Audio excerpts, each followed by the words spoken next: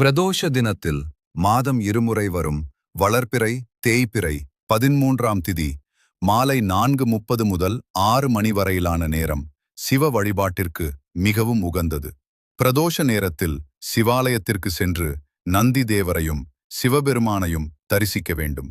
முதலில் நந்தி தேவரின் கொம்புகளுக்கு இடையில் சிவனை தரிசித்து நந்திக்கு அருகம்புல் மாலை சாற்றி வணங்க வேண்டும். நந்தி தேவர் சிவனுக்கு மிகவும் பிரியமானவர். அவர் மூலம் சிவனின் அருள் எளிதில் கிடைக்கும்.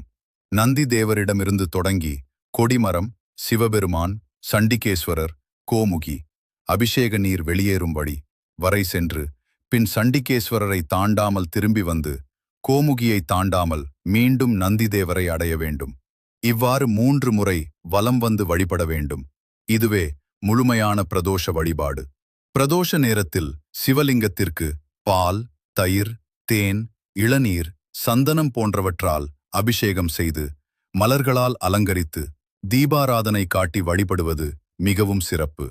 ஓம் நமச்சிவாய என்ற பஞ்சாட்சர மந்திரத்தை மனதார ஜெபித்து சிவனை வேண்டினால் பாவங்கள், கர்மவினைகள் மற்றும் துன்பங்கள் நீங்கி செல்வம், ஆரோக்கியம், மன நிம்மதி கிடைக்கும்.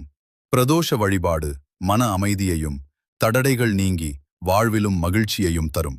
இதுபோன்ற வியப்பூட்டும் மற்றும் பயனுள்ள ஆன்மீக தகவல்களை தெரிந்து கொள்ள எங்கள் சேனலை இப்போதே சப்ஸ்கிரைப் செய்யுங்கள். உங்கள் நண்பர்களுக்கும் ஷேர் செய்யுங்கள்.